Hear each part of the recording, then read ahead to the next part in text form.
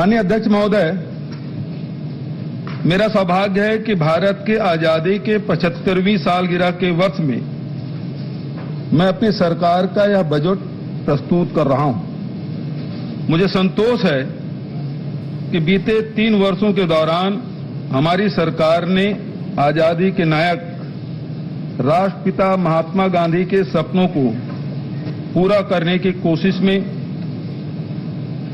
करने की दिशा में सार्थक कदम उठाए हैं। बापू की स्मृतियों को संजोने एवं उनके विचारों पर आधारित विकास के रास्ते को प्रदर्शित करने के लिए नवा रायपुर में सेवाग्राम की स्थापना की जाएगी। इस परियोजना की अनुमानित लागत 100 करोड़ है। वित्तीय वर्ष 2022-23 में इस पर व्यय हेतु नवीन मद में 5 करोड़ का प्रावधान है। हमने अपनी विरासत और विकास योजनाओं को लेकर जो कहा था उसे करके भी दिखाया, जिसके कारण ग्रामीण तथा वनांचलों में रोजगार के नए अवसर बने हैं तथा हमें ग्राम केंद्रित नई अर्थव्यवस्था स्थापित करने में सफलता मिली है। विकास के इस छत्तीसगढ़ मॉडल को राष्ट्रीय स्तर पर पहचान मिली है। हमारी सरकार द्वारा पहले वर्ष में ही 17,96,000 किसानों का 8,744 करोड़ रुपए का कृषि ऋण माफ किया गया। किसानों से धान खरीदी 2500 रुपया प्रति क्विंटल की दर पर की गई। खरीफ 2018 के धान हेतु 15,77,000 किसानों को 6,022 करोड़ रुपए की बोनस राशि का तत्काल भुगतान किया गया।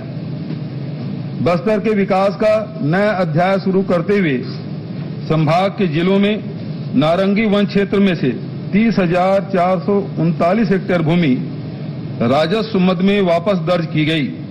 हमारे इस कदम से वहां के निवासियों को कृषि एवं व्यवसाय हेतु पट्टे दिए जा सकेंगे। नए उद्योगों की स्थापना की जा सकेगी। शासकीय भवनों के निर्माण, सड़क एवं रेल मार्ग का विकास तथा अन्य गतिविधियों के लिए भी सरलता से भूमि उपलब्ध हो सकेगी। राजीव गांधी ग्रामीण भूमिहीन कृषि मजदूर न्याय योजना में 6,000 वार्षिक सहायता राशि दी जा रही है। इस वर्ष 3,54,513 भूमिहीन कृषि मजदूरों को 71 करोड़ 8 लाख की प्रथम किस्त का भुगतान किया जा चुका है। आगामी वर्ष से 6,000 वार्षिक सहायता की राशि को बढ़ाकर 7,000 करने की घोषणा करता हूं। नगरीय एवं ग्रामीण क्षेत्रों में संचालित कौशल विकास कार्यक्रम का विभिन्न नवाचारी योजनाओं के साथ समन्वय एवं राज्य स्थित विशिष्ट शिक्षण संस्थाओं की विशेषज्ञता का लाभ लेते हुए रोजगार एवं स्वरोजगार की नवीन संभावनाओं पर कार्य किया जा रहा है। इस हेतु छत्तीसगढ़ रोजगार मिशन की शुरुआत के लिए 2 करोड़ का प्रावधान है। छत्तीसगढ़ व्यावसायिक परीक्षा मंडल एवं छत्तीसगढ़ लोक सेवा आयोग द्वारा आयोजित किए जाने वाली परीक्षाओं में राज्य के स्थानीय प्रतिभागियों का परीक्षा शुल्क माफ करने की घोषणा करता हूं। शासकीय योजनाओं के क्रियान्वयन में महत्वपूर्ण भूमिका निभाने वाले राज्य के अधिकारियों एवं कर्मचारियों की पुरानी मांग पर विचार करते हुए एनपीएस योजना के स्थान पर पुरानी पेंशन योजना को बहाल करने की घोषणा करता हूं। शासकीय अधिवक्ताओं के मानदेय में भी आगामी वर्ष से वृद्धि की घोषणा करता हूं। कृषि एवं ग्रामीण अर्थव्यवस्था, किसानों की उन्नति के लिए हमारी सरकार के द्वारा किए गए ठोस प्रयासों का परिणाम है कि राज्य में कृषि एक लाभप्रद व्यवसाय के रूप में उभरा है। खरीफ वर्ष 2017 में 12 लाख किसानों से उपार्जित 57 लाख मीट्रिक टन धान की तुलना में खरीफ वर्ष 2021 में 21,77,000 किसानों से 98 लाख मीट्रिक टन धान उपार्जित किया गया। इस प्रकार विगत 3 वर्षों के दौरान 9,77,000 नए किसानों का पंजीयन हुआ है एवं उपार्जित धान की मात्रा में भी 41 लाख मीट्रिक टन की वृद्धि दर्ज की गई है। धान सहित समस्त खरीफ फसलों, लघु धान्य फसलों उद्यान की फसलों को बढ़ावा देने के लिए राजीव गांधी किसान न्याय योजना के अंतर्गत प्रति एकड़ अधिकतम 10,000 के आदान सहायता देने की व्यवस्था है। विगत 2 वर्षों में 10,152 करोड़ की सहायता राशि 20 लाख से अधिक किसानों को भुगतान की जा चुकी है। इस योजना के लिए 6,000 करोड़ का प्रावधान है।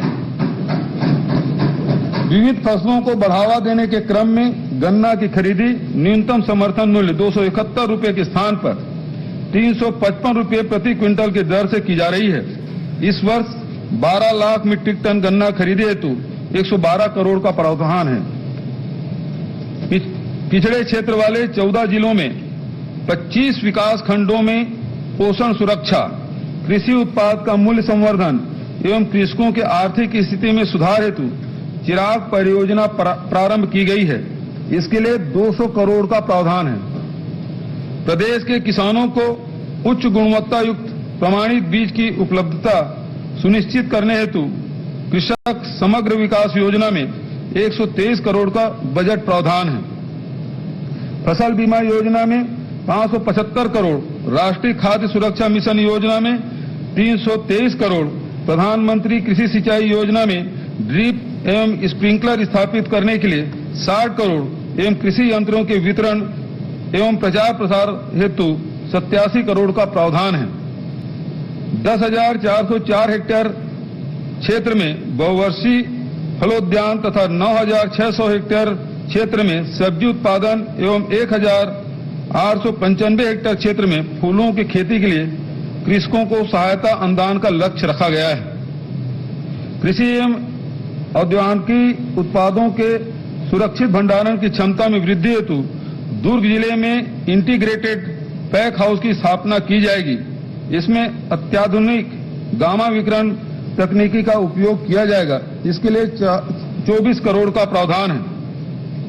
खाद्य पदार्थों में कीटनाशक अवशेषों की जांच के लिए NABL से मान्यता प्राप्त फाइटोसैनिटरी प्रयोगशाला स्थापित की जाएगी।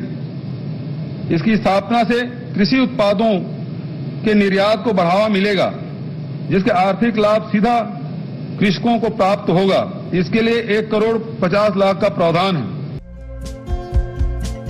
हमारे चैनल को लाइक, शेयर और सब्सक्राइब जरूर करें और नई अपडेट्स के लिए बेल आइकन दबाना ना भूलें।